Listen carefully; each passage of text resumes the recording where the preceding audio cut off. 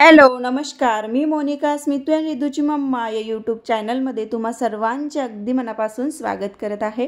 तर ताईंनो, आज व्हिडिओच्या सुरुवातीलाच मी अपडेट देते की मी हे जो व्हिडिओ सुरू केलेले आहे रूटीनचे, तर हे माझं 21 दिवसाचं चॅलेंज आहे. पहाटे उठायचं आणि त्या 21 दिवसात आपलं यूट्यूबची जर्नी आणि सोबत आपलं फिटनेससुद्धा, ह्या दोन्हीकडे तालमेल जो आहे तो करून 21 दिवसाचं चॅलेंज आहे ते मला पूर्णपणे कंप्लीट करायचं आहे. तर आता सकाळी उठणं ही माझी एक सवय झालेली आहे. तर सकाळी उठल्या उठल्या मी 1 ग्लास पाणी घेते, कारण की ते 1 ग्लास पाणी माझ्यासाठी खूप फायदेशीर ठरते. आजचा व्हिडिओ ना थोडासा मोटिवेशनल आहे, त्यामुळे रुटीन तर आहेच आपलं सुरू, पण त्यापासून ना तुम्हाला मोटिवेशन खूप सारं बघायला मिळणार आहे. त्यामुळे तुम्ही स्किप न करता बघा आणि व्हिडिओ संपूर्ण बघा. तर सकाळी उठल्या उठल्या 1 ग्लास पाणी पिल्यामुळे इतका फायदा होतो ना, पोट तर आपलं साफ होतेच, पण ते पोट साफ झाल्यामुळे आपल्या स्किनवर ग्लोपणा येतो. आणि तिसरी महत्त्वाची गोष्ट म्हणजे आपण दिवसभर ॲक्टिव्ह राहतो. त्याचबरोबर चौथी जी गोष्ट आहे ना, ती म्हणजे की आपल्याकडे खूप कमी अशा बिमाऱ्या येतात. तर ह्या 4 गोष्टी पाणी पिल्यामुळे खूपच महत्त्वाच्या आहे. आणि त्याचबरोबर सकाळी उठलं ना, तर आपला डोकं जे आहे, दिमाग जो आहे, तोही सुद्धा शांत राहतो. आणि आपलं डोकं जर शांत असेल तर आपण भरपूर असे विचारसुद्धा करतो की मला आज इथपासून सुरुवात करायची आहे किंवा माझं हे काही एक्स्ट्राचं जे काम आहे ते सुद्धा करायचं आहे. तर माझी जी दिवसाची सुरुवात आहे ती वॉकिंगपासून होते, कारण की मी वॉकिंग जो ऑप्शन आहे तो चॉईस केलेला आहे. तुम्हाला शक्य नसेल तुम्ही मेडिटेशन करू शकता किंवा मग योगासुद्धा करू शकता. 21 दिवसाचं चॅलेंज माझ्याबरोबर तुम्हीसुद्धा घ्या. खरंच खूप याच्यामध्ये बदल आपल्याला जाणवून येतो.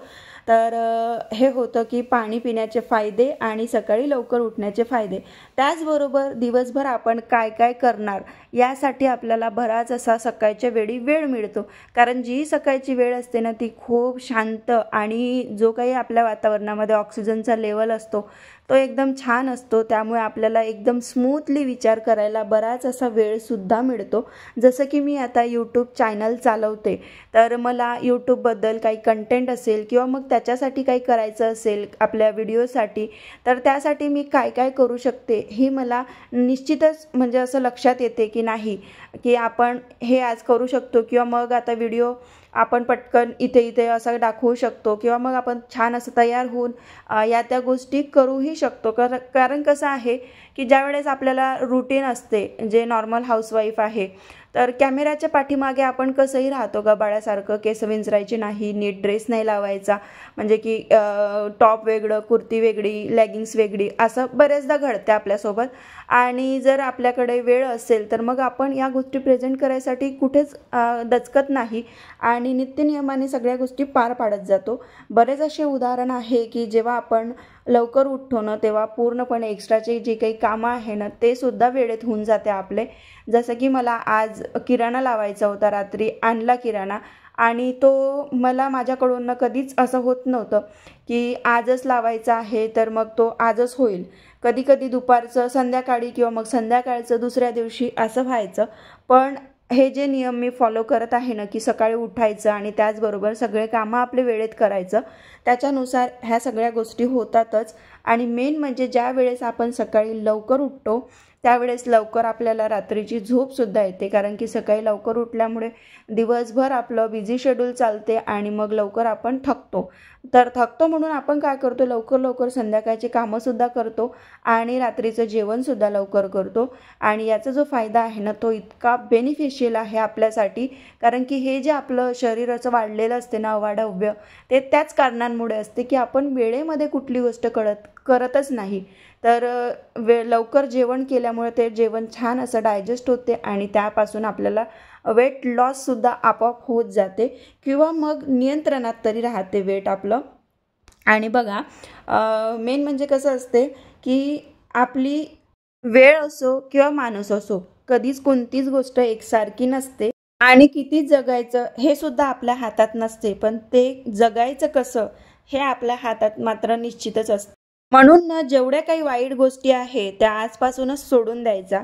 जी आपली सोच आहे, जे आपले विचार आहे मित्रांबद्दल, मैत्रिणींबद्दल किंवा मग नातेवाईकांबद्दल कुणाही बद्दल असू द्या, जे आपल्याला नेहमीच निगेटिव्हिटी फील करत असते आणि आपल्याला चांगलं करण्यापासून ते मागे पाय खेचत असतात.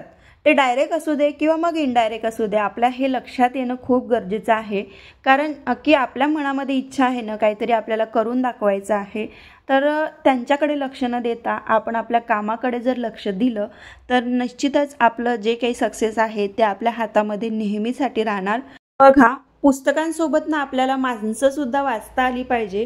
कारण की ही जी लोकं आहेत ना, ती आपल्याला खूप काही अनुभव देऊन जातात. त्यांच्यापासून आपल्याला बरंच काही शिकायला मिळते. चांगली वाईट गोष्ट काय आहे ना, हे या अनुभवातून आपल्याला खूप काही शिकवून देतात.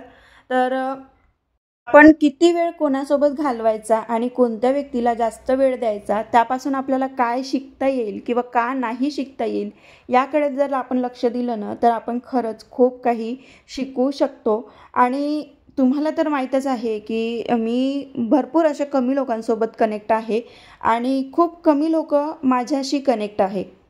कारण की माझं नेहमीच असंच मत असते की माझं घर बरं आणि मी बरी. कारण की खूप साऱ्या अशा चांगले वाईट जे क्षण आहे ना, ते आपल्या आयुष्यात येत राहते आणि ज्या वाईट क्षणाला जर आपले नातेवाईक आपल्यासोबत नसेल किंवा मग मित्रपरिवार आपल्यासोबत नसेल, तर अशा नातेवाईकांचं, मित्रपरिवारांचं आपल्याला काय घेणं देणं.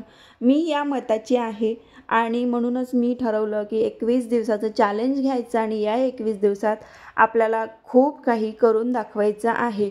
21 दिवस पुढे मागे होतील असं काही नाही आहे, पण ते मनामध्ये जिद्द असणं खूप आणि खूप गरजेची आहे. तेच मला चांगली वेळ आणण्यासाठी ना वाईट वेळेतूनच सामोरे जावे लागणार आहे.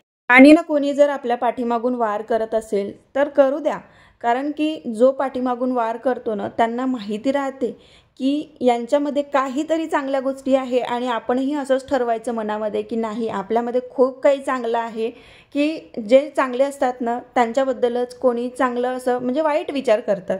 चांगले विचार करणारे खूप कमी लोक असतात. म्हणून जर पाठीमागून कोणी वार करत असेल ना, तर निश्चितच त्यांना करू द्या. कारण की जोपर्यंत आपले निंदक कोणी राहत नाही ना, तोपर्यंत आपली यशाची पातळी आपण गाठू शकत नाही. त्यामुळे कोणी निंदक असेल तर त्यांना निंदा करू द्या, पण आपण आपली चांगली वेळ आणण्यासाठी ना नेहमी प्रामाणिक कष्ट आणि प्रामाणिक मेहनत जर केली ना, तर आपल्या हातामध्ये सगळं काही येईल, सगळं यश मिळेल. ज्या गोष्टीची आपण आतुरतेने वाट बघतो ना, त्या गोष्टींसाठी आपल्याला भरपूर अशी मेहनत तर घ्यावी लागेलच, पण त्या गोष्टी संयमाने, सातत्याने जर केल्या तर चांगलंच होईल.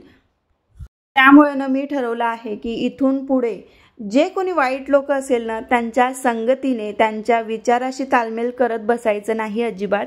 कारण की माहित आहे का, हीच ती लोक असतात जेव्हा पळतीची वेळ असते ना, तेव्हा हसतात, निंदा करतात, वाईट बोलतात, पाठीमागून वार करतात. पण हीच लोक समोर जर आपण गेलो ना, तर आपल्या पाठीशी शाबासकी द्यायला येतात. असे मुकुटे घालून. आणि हे जे आहे ना, ते आपल्या समाजाचं म्हणा किंवा आपल्या सोसायटीचं म्हणा एक कटू सत्य आहे आणि हे कोणीच बदलू शकत नाही. असं बऱ्याच ठिकाणी होते, बऱ्याच ठिकाणी होते आहे आणि चालूनच राहणार. पण आपली जर विचारसरणी बदलली ना, तर आपण या गोष्टींवर नक्कीच मात करू शकतो. म्हणूनच म्हणते की आपल्याकडे जर वेळ असेल ना, तर त्या वेळेला खूप मूल्यवान ठरवा, अनमोल ठरवा आणि तो जो वेळ आहे ना, तो चांगल्या लोकांबरोबर घालवा किंवा मग स्वतःमध्ये इन्व्हेस्ट करा. कारण की वेळ जो आहे तो वाया गेला की डबल येत नाही. तर हा जो ब्लॉग आहे ना, तो मी इथेच एंड करते. कसा वाटला तुम्हाला आजचा ब्लॉग कमेंट करून नक्की सांगा.